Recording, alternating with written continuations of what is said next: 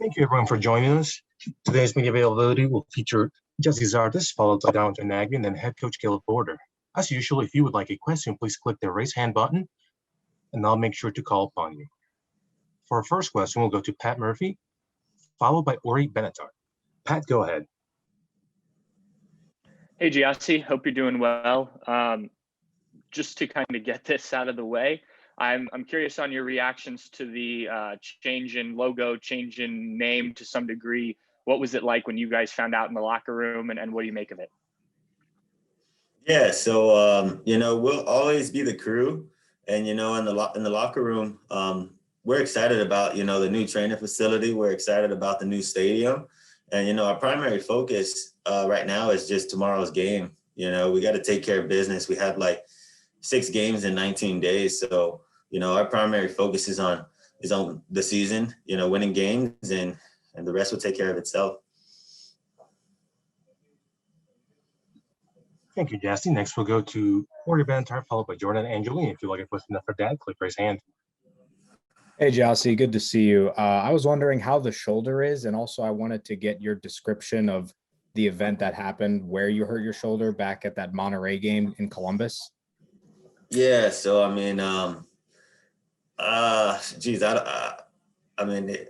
the shoulder is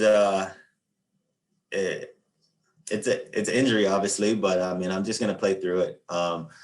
I'm constantly doing whatever I need to do to be on the field and be out there for my team, but it's something I'm just dealing with on a daily basis. It happened during the Monterey game at home. I had a chance on goal, but the keeper missed the ball and kind of swiped my legs as I was falling, which caused me to just land. It was like 193 pounds on my shoulder, so I felt the pain. I was lucky enough to rest a little bit, but it's something I'm just gonna feel for 6 to 8 weeks, and over time, hopefully the pain will go away. But until then, I'm just gonna keep playing with pain and just try to keep helping my team get wins, because we have so many games in a short amount of time. Thank you, Jesse. Next, we'll go to Jordan Angeli, followed by Brett Hilpern. And if you'd like a question for Dad, click raise hand. Hey, Jesse, thanks for chatting with us. Good to see you. Good to see you as well. My question is, you guys know Toronto FC very well, but under Chris Armas, they're looking a little bit different. What changes have you noticed in the way that this team that you're facing tomorrow night is now playing? Yeah, go ahead. And maybe where do you think you can exploit them? Yeah, so Toronto was in the same boat as us. Early on in the season, they were in Champions League and playing a bunch of games home and away, and dealing with a bunch of players out, a bunch of lineup rotations. So we're kind of curious on which lineup they will have out at the game against us. We have a projected lineup, and our game plan is to obviously try to. I don't want to say too much to where it gets back to them. They know how we're going to play, but.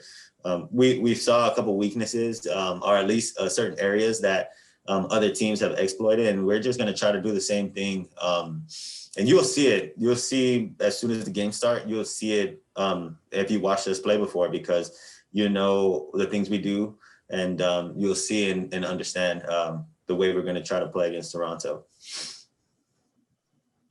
Next, Thank you. Hilbrand, followed by Pat Murphy. And if you'd like the final question for Dad, please raise his hand. Yeah. Hey, G, how are you? Pretty good. Yourself? Excellent. Thanks for asking. How much did you guys consult or even look back at Chris Armas's, previous teams and kind of how they play, and then how, he's maybe transitioned that to Toronto? Yeah, so you have to understand, Caleb and Chris, they've played against each other for years, so it's nothing new. So Caleb knows his particular style. And, we watched obviously their last 3 games, film on their last 3 games. And, depending on their player personnel, we're just going to obviously apply what we did on the training ground today to the game, depending on who's playing, who's starting for them, because there's certain ways they play with different players that are in the lineup. So we're just going to, try to stick to the game plan and really try to, counter on their weaknesses. I'm trying to be as vague as possible because I don't know. I don't want to just tell you guys what we're going to do and somehow we could find out, and then switch up their whole game plan. So You're doing a great job. All right. Next up, we'll go to Pat Murphy, and then the final question will be Jordan Angeli. All right, non-tactic question here, Giassi. A lot of things have started to feel more normal, fans back in stands, and that seems to be increasing. But teams like Toronto are playing in Florida. Just how much does that kind of affect, not the game itself, once you get on the field, I know it's a game, but just kind of affect your makeup and thought going into this, that you're not going to Toronto, you're going to Florida to play a team from Canada, and how much has that been talked about? We didn't really talk about basically them being in Florida. We obviously understand weather. As you can see, they have the Canadian teams playing at weird times with, the humidity and the temperatures are extremely hot there. Luckily, it's a night game and it's not like the Montreal game, but it's still Florida, and Florida is going to be hot, it's going to be humid. So it's going to be important that we not only hydrate because we're traveling the same day of the game, but it's important that we manage things on the field, try to have the ball as much as possible so you can have that, so you can rest a little bit. And then, when you need to put your foot on the pedal, you can go at Toronto, but you can't exert a lot of energy with useless plays, like useless runs are, it's just, here in Columbus today, it's like cloudy and kind of cold, and the change of temperature is going to be much different in Florida. So we just have to pay attention to our bodies and also just try to keep the ball as much as possible. Thank you. You actually have 2 more questions. It'll be Jacob Myers, followed by Jordan Angeli, and that'll be the final question. Jossie, sorry, joined late here. I don't know if you were asked this, but it seemed like the offense kind of got going a bit in the past game. Certainly probably not at the level maybe you'd want. What was just kind of your assessment on that? And when you went through film, where could you guys improve? Yeah, man. Earlier on, I mentioned within this interview, it takes a toll when you're playing Champions League and then you're playing season play, and the turnover, the rotation of players, players getting hurt, players coming back from injury. So it's sometimes it's a little bit difficult to find the chemistry, but as you saw last game, we started to get things clicking, and that's always positive. It's a long season, a long year. We kind of had a short preseason, but there's no excuses. And I feel like the more that we're playing together, whether it's me, Bradley, Lucas, Matan, Pedro, it doesn't matter. The attackers are starting to understand each other a little bit better. And once our games start to space out, we'll have more time to prepare for games. We'll have like a solid 5 days to prepare for a game on a weekend and really apply everything we're able to do in training, because we're playing Wednesday, Saturday. You really only have 1 day to train, and that 1 day is before the game. And you can't even do a full training because you play less than 24 hours. So it's difficult to kind of go through certain things. But, the coaching staff is doing a phenomenal job at preparing us as best they can for our opponents. And, as you see, as games progress, you're going to start seeing more goals. Thank you, Dean. For a final question, we'll go to Jordan Angeli. Gee, when you're looking at this game, and you and Josie Altidore are 2 of the top, have been seen for so long as the top strikers in the U.S. men's national team pool. Do you look at these games and think a little bit, there's a little extra added incentive to perform well when you're playing against Josie on the other side? No, Josie's like a brother, so anytime I can step on the field and play against Josie or whoever, I'm pumped up for the game, because I want my team to do well. I'm always trying to perform well. So, I never really look at it at a national team perspective, like, oh, this is my time to shine. I never really do that, just because our relationship is real tight. Hopefully he's healthy and can play, because I always want to try to play and compete against the best team. So it's always nice to match up against Toronto. Thank you, everyone. We're now joined by Darlington Nagby. As a reminder, if you would like a question, please click the raise hand button. I'll call upon you. If you do not have the ability to record, please send me a message. I'll make sure to grant you that. For our first question, we'll go to Jacob Myers, followed by Pat Murphy. Hey, Darlington, good to see you.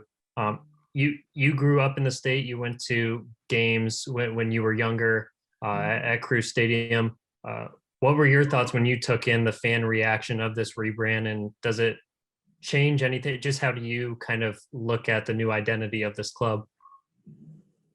I mean, for me, obviously being a player, like your main focus is just kind of getting out there and playing the game and winning games. So just left that to leadership.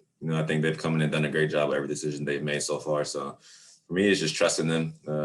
They've done a lot of great things for the team moving forward, training facility, new stadium coming. So I trust them, and I'm just looking forward to the next game moving forward. And Caleb talked about after this past game how difficult kind of this stretch has been with the injuries of Perry and Aiden, certainly kind of compounding that. Just physically, what has the toll been like for you and Artur? Yeah, it's tough, especially, Artur is the guy that puts a lot of miles on his legs. He's our ball winner in there. So definitely for the both of us, it's been a little challenging, but, you got to deal with it. You got to deal with it. Injuries happen, and I think we have a good team, so we'll do the best that we can as a group and as a team, and the coach as well to get these wins and set up ourselves to be in a good position for the season. Thank you, Darlington. Next, we'll go to Pat Murphy, followed by Clay Hall. Hey, Darlington. Toronto's been in a similar situation to you guys, Champions League injuries, match congestion, that type of thing. Does that give any advantage to one team or the other going into this game, or does it help in terms of comparison to some of the other games you played, where some teams are fresher and haven't played as many games? Do you think? I don't know if it helps. I think kind of everything's kind of depends when you get there. How do you feel, how you approach the game, and I think for us and them too, with the success that they've had recently, I think we're both going to approach the game as it's a game. The players that are out here are going to play, so I don't think both teams will be thinking about the games that they've had in the past and the past results. I think we'll just be focused on that game and moving forward. And, in past against Toronto, the games have been won in the midfield. How big of that midfield battle is there against another team that has a strong midfield core? No, it's huge. Obviously, they have a good midfield as well, as do we. So I think sometimes, we wash each other out, and sometimes one midfield gets the best of the other. But if we wash each other out, then, depending on other guys that come and win games, we have a good attacking group. They do as well. So good team against a good team. So I think whoever's more prepared on the day and takes advantage of our opportunities will get the win. We'll get the result. Thank you, Dalton. Next up, we'll go with Clay Hall, followed by Ori Benatar, and then Brett Hilbrand. Hi, Darlington. Off to a good start in MLS. I too am just kind of curious about your reaction to just the engaged fan base who are so passionate about everything about this club. Were you caught off guard by some of the reaction this week? For me, honest, I haven't seen too much of the reactions. But like I said before, so far since ownership has come to Columbus, they've done a great job with everything that they're doing, moving forward with the training facility and stadium, and they've put us on the right path. So, I'm sure a lot of research and things go into making these decisions that I know nothing about. But, so far they've been right with everything they've done, and they've supported us on the field. So we're going to try and do our best to. Sure. Do you feel like? Okay. Do you feel like you're caught in the middle here? I mean, new stadium, a lot of excitement, and yet this new logo has everybody up in arms. It's a tough spot for a player or a coach, is it not? Again, like I said, I don't feel like I'm caught in the middle because I haven't seen too many of the reactions. If any, I've just been focused on this tight windows and winning these games. So I can't say that I've seen a lot of the reactions. Thank you, All right. Darlington. Thank you, Darlington. Next, we'll go to Ori Benatar, followed by Brett Hilbrand. Next, we'll begin to wrap up our media availability. If you'd like a next question, please click raise hand. Good to see you, Darlington. Kind of expanding on what Jacob asked earlier regarding the center midfield position, obviously with the likes of Perry and Aiden currently injured, you and Artur having to play a lot in that position. For you personally, have you sort of made any adjustments to your overall fitness and conditioning to make sure that you're able to try and go 100% for all these games in such quick succession? I'll say the biggest adjustment has just been not training as much, For me personally, I enjoy training, getting that rhythm again of where you're going to try and do it in the next game. So I'd say that's been the biggest adjustment, not getting as many training days, and then just taking care of our bodies a little bit more than we would usually. Thank you, Darlington. As we begin to wrap up our media availability, the final questions will go to Brett Hilbrand and Jordan Angeli. Hey, Darlington, thanks for being here. You can expect to get pressed. This is a Chris Armas team. Do you like it when teams press you? It depends. Every game is different. Sometimes when we get pressed, we can bypass the midfield and find our attacking guys and Lucas behind us. So sometimes it works to our advantage, and sometimes they press us well. So I think it kind of depends on the game and how the game unfolds. Sometimes it's a good thing, sometimes it's a bad thing. So I can't really say if I like it or not. And for our final question, we'll go to Jordan Angeli. Thanks for giving us some time, Darlington. You mentioned earlier about the midfield and just how you can sometimes wash each other out. What do you feel like the midfield for you guys needs to do tomorrow in order to be the successful of the two midfields? I think tomorrow we'll just have to provide options for whoever's on the ball. Like we said before, they're a team that wants to press. So I think our movement to support the play and getting on the ball and playing quick, switch of play. I think all little things will give us the advantage if we can execute. And you mentioned Artur earlier. Last weekend, he was top 5 in the league for distance covered. Does that surprise you when I say that? Surprised he wasn't number 1. Yeah, but no, that guy, man, so much love for him and appreciation for him. I mean, I don't feel like he gets talked about enough. I think he just does so much. He's a complete player on the ball, off the ball, sacrifices he makes for the team. So definitely one of my favorite teammates that I've had so far. Thank you, everyone. We're now joined by head coach Caleb Porter. As a reminder, if you would like a question, please click the raise hand button and I'll call upon you. For our first question, we'll go to Clay Howell, followed by Jacob Myers. Hey, Caleb, just curious about your reaction to the rollout. Fans are certainly engaged and some very upset about it. What's your take? I'm the coach. My job is to prepare the team to win games. I'm on my 5th game in 15 days, and I don't have a lot of time and energy to think or talk about this, but I do recognize that this is a very important decision that's been made outside of the football. And ultimately, I'll tell you where my mindset is. My mindset is that I trust the decisions from the leaders in our club, the ownership, the front office. And I think anytime there are decisions that are made, you have a choice. You're either bought in or you're not. And I choose to be bought in, and I choose to trust and respect the decisions from the ownership and the front office. And I'm bought in because I trust them, but also because I love this club. I love what I do. But at the end of the day, again, my job's to coach the team and to prepare the team to win games. So that's what I'm focused on. Thank you. Next, we'll go to Jacob Myers, followed by Pat Murphy. Hey, Caleb, what's the extent of Milton and Perry's injuries? They've been out a few games now, and I'm just curious if you think they could return to the rotation anytime soon. Perry's probably still a couple weeks away. He's getting there. We have quite a few guys out. I'll just be right up front. We've had several guys out. We have even more out this game. Again, we're in that 5th game in 15 days, and eventually when the window's done, it'll be 6 and 19. So we got to keep grinding. We got to keep using our depth. We had a good session today. We're confident we have enough strength in personnel to win the game, but definitely we'll have to rotate, and we do have some guys that are out that won't be able to play this game. Milton is still doubtful. You saw the injury report. Giassi still with that shoulder. We have to be smart, but we'll see. It looked a little bit better today.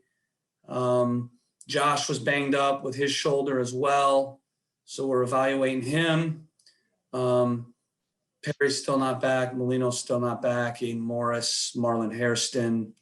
Liam Frazier can't play because of the loan agreement. So definitely we'll be going to the bench in a few spots, but I'm confident that we can continue to find ways to win games, and it's going to be important, obviously, that we get our first win on the road here coming up. And with Perry and Milton, are those soft tissue injuries? I think it was listed as a thigh and a hamstring. Both of them were soft tissue injuries, yeah. Okay, thank you. Mm-hmm. Next up, we'll go to Pat Murphy, followed by Neil Davidson of the Canadian Press, and then Ori Benatar. Caleb, the Toronto was in a very similar situation to you guys. Obviously, with Champions League, they've had a number of players out. When you're evaluating a team that has gone through similar situations, does it make it more difficult to figure out how they're going to play because they've had, like you guys, to use a number of different players and kind of rotate through things in certain games? Not really, because the overarching way that they play is the same. Their philosophy, their structures they use, there's not a ton of variation. So they tend to operate in a way where, the system is going to stay the same, and the personnel now can change. The philosophy and the system is the same for the most part. Some little wrinkles. I'm not saying there aren't adjustments. There are little adjustments, but for the most part, their system, their philosophy is the same, irrespective of who's playing. And how much have you seen Chris Armas put his input on this team since taking over? Yeah, I think there's a big input. You can see his footprint. He's a competitor. He's a intense guy. You can see a little bit, and certainly we felt it in the preseason, that they have an energy and maybe a different mindset in terms of how they approach the defensive side and closing space and pressuring the opponent and creating turnovers, and playing in transition. They were much more under Greg, more of a positional attack team, a team that wanted the ball, looked to create, like I said, advantages with the ball, disorganize the opponent with the ball to then open up space. So I think you're seeing a little bit of a blend. The pressing's there. I think some guys are still adjusting to that. Some guys are really bought into that. And you still see some of the positional and possession, footprints that have been there for several years. So it's kind of a blend of both. Thank you, Caleb. Next, we'll go to Ori Benatar, followed by Brett Hilbrand. And if you'd like the final question after that, please click raise hand. Caleb, I recall last year you telling us before you guys played New York City how they were on a bad run of form, and it's a team with that extra motivation to get off the hump. Do you expect that from Toronto with this run of form, and do you think they'll be able to execute, especially with Pozuelo probably out? Yeah, I think, again, you kind of look at a new coach and what he's wanting to do, and you can see that. I think there's no mystery in that. But obviously, Chris is going to need guys to be bought into that, and he's going to need players to execute that as well. So I think it's going to take time. He's a good coach. He proved himself at the Red Bull, and I think it's taken a little bit of time, yeah, to transition. But also the biggest thing is, again, managing the CCL and having to figure out ways to win multiple games every 3 days. So they're in the same situation as us, where they've played a game every 3 days, 2 or 3 days. So they have some guys out, we have some guys out, but I think, we know their team and what they're looking to do. They'll probably know our team and what we're looking to do. And I always say it's simple. It depends on who executes. Some of their execution is going to be personnel. My belief is when you make your adjustments within your game model, that you have to use the right personnel to be able to execute those adjustments. And then you have to train it. We make subtle adjustments always in our game model that relate to the opponent without ever losing sight of who we are and our strengths. And so I think, that's where you can see with them, they're trying to evolve into a more of a pressing team. But you need the time to do that. You need training to do that. And I think you need the personnel to do that. And it's not easy when you don't have training. None of us have training reps right now.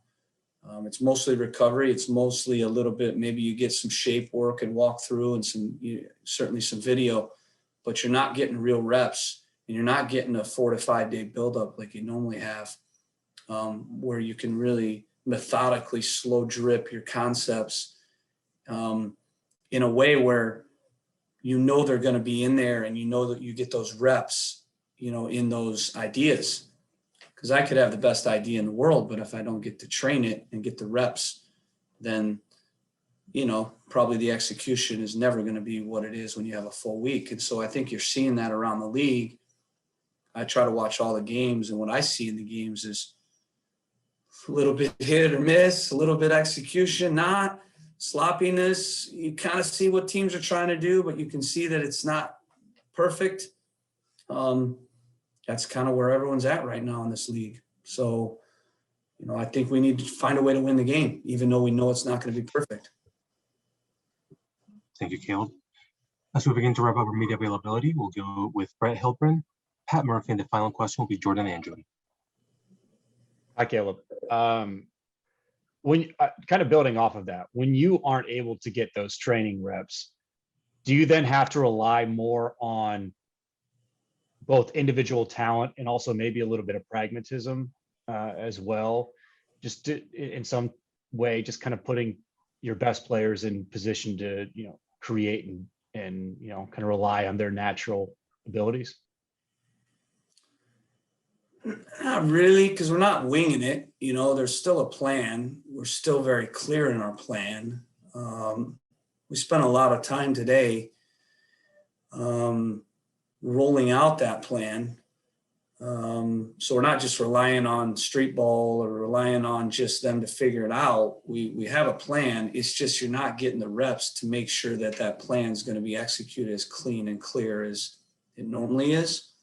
But the worst thing you could do is just not have a plan, because then now you don't get training at all and you have no plan. So, we feel like through, especially this window, because we at least got a day of training. When you have a 3 day, you get at least 1 day. When you have a 2 day, you don't at all, because you got to recover mostly, and it's a walkthrough. So we did get a few reps today. I think our challenge is less about the reps. It's more about rotation and being smart. And obviously with the injuries we don't have a ton of options. So can we find a way to get a result in this game, knowing that we're probably going to be in the next 3 days in a better position in terms of personnel decisions and selections and health. This was always a game we thought we'd rotate, not because of the opponent, but because of the cycle. You look at the 6 games, this is a game, that we always felt like we had to do some rotation. And we've had some rotation in the other games as well. It's been natural, but not much. This is one for sure that, we have to be smart with, because the guys are starting to get cooked. And this is where you get injuries. And, we do have a few soft tissue injuries, but I I don't think the ones we've gotten are from load, you know, and we've looked at that.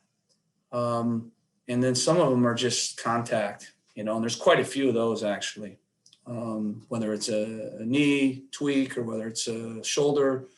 But I think Milton will be back soon. Perry will be back soon. So we'll get healthy. Obviously, we hope that G will be good to go. Josh will be back soon. So next game, we're going to be a lot more healthy. My job is to find a way to win this game with the guys that we have. Thank you, Caleb. Next up, we'll go to Pat Murphy, and the final question will be Jordan. Caleb, Giassi, when he was talking, didn't want a comparison of him and Josie for this game, but obviously they're the two veteran U.S. national team guys that could be involved this summer. Do you sense guys get, even if they don't want to talk about it, get up when they go against a player that, you know, they're directly competing with, so to speak, for national team spots? Is that really a thing, or is that overblown maybe from the outside? Probably overblown. I think, again, if guys have to get up for a game, you know, if they have to use that to get up, then what are they using the next game to get up for? You know, these guys are professionals. It's like asking if I'm motivated to win games. You know, every game I'm motivated to win. Every week, I try to be on top of the prep. And you don't have to tell me how to do my job. I know how to do it. Doesn't mean I'm perfect at it. I'm certainly reflective when I make mistakes, but I know how to do my job, and I've proven that. It's the same with players. The ones that know how to do their jobs, you don't have to motivate them. They're always ready to play. And maybe you find a little bit extra motivation in some ways, but if you have to rely on that, you're probably not going to be a good player or a good coach if you're having to rely on, you know, billboard material or little motivations. You should be consistently motivated and up for every game. And if you're not, you're probably not going to last long. So you look at Josie, you look at Giassi, I think they're always up for it. I don't look at it as a chance for them to show anything other than the players that they are. Thank you, Caleb. And for a final question, we'll go to Jordan Anjoy. Hi, Caleb. Thanks for your time. I have two questions. The first one, over the last few years, you've talked a lot about instilling your identity and the culture within this club. When you're in a stretch like this, how important is what you've built over a lot of years, knowing that you can call and rely on players who maybe don't have a lot of playing time under their belt, but they know what you're expecting of them? Yeah, I think you rely on really your building and the understanding of how we play, and you will have some variation, you know, that you do, but I would say the teams that have more continuity in what they're doing have a better chance in these windows because of that trained behavior that's already there, that's already clear. And if you're a team that it really relies on adjusting every game and you have a team that's not clear in your game model, when you don't have those training reps to change the plan or to game plan to stop the opponent, then you're in trouble. So that's why I believe in always working from a position of strength, focused on yourself. And, you know, whether that's 80%, 90%, in some cases, maybe you use 60% and you adjust 40%, but you have to have an overarching way of playing that you build from every single week. And the good teams always have that. And then there's some little adjustments. You can't be predictable.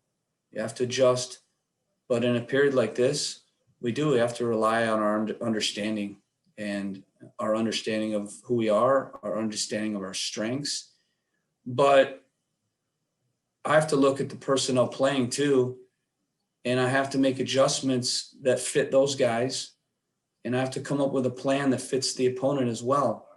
Because if I'm just thinking that the way I trained my team 3 weeks ago with 4 different guys in or 5 different guys or 6 different guys in, and just assume that that's going to happen and work, would be very naive. And I think that's, for me, the worst form of coaching is being naive and not looking at, okay, this guy's in. How can I come up with a pattern that works or a rotation that works for him? Or we're playing against this team and I know who's playing in the midfield. So I know how they press and I know maybe this is probably what's best for this player in the game. And those little adjustments, I think, are the key in coaching. Not big adjustments where you're changing everything, but little adjustments. And I think the simplicity in little adjustments is what the best coaches do. Because if you change too much, if you try to come out with these elaborate tactics and it's too much, the players without training, the players, without a clear understanding of those things, it's a lot of just noise. You've been a player, Jordan, right? And you've seen coaches that don't prioritize, right? I had to prioritize today the most important things. And, I know a lot of things about, obviously Toronto, but if I try to give the guys 10 things to work on, they're not going to be able to do it. We don't have training to do it. So I need to give them a couple things to be good at, tomorrow, things that I think are the most important priorities. And, again, we'll see if it works. And if it doesn't, I'll look at myself. I'll look at what I can do better. My last question real quick is just, I was talking to Darlington earlier about our tour and he was top 5 in the league in distance covered in the last game. And Darlington said he's not talked about enough. How important is our tour to this club when they are playing good soccer? Yeah, he's key. When we put it all together, I think you've seen it. No one can say that they don't know what we're about and what we look like when we put it together. And we're fluid and we have the opportunity to train and get reps and play our style. Everybody knows what we're about. It's just trying to figure out now within that how we become the best version that we can when we have guys out and when we don't have training. And the good thing is that no one's in their best version right now. A lot of people have injuries. A lot of people are cooked physically and mentally. And I think we rely on everything, the mentality that we built, on the game model. We rely on our depth. I rely personally on my assistant coaches. I rely on the sports science staff, the medical staff, everybody. So everything adds up. Everything's important. And the reason I believe that is because in windows like this, you need everybody and every little detail matters. But personnel is probably the most important detail, and if you don't have guys in, it's a little harder. You got to figure it out. Artur, when he's in, he's a machine. He covers ground. He's our box to box 8 and he's an animal. But he's obviously a guy that is chewed up a little bit right now. So we got to figure out whether or not he can even play.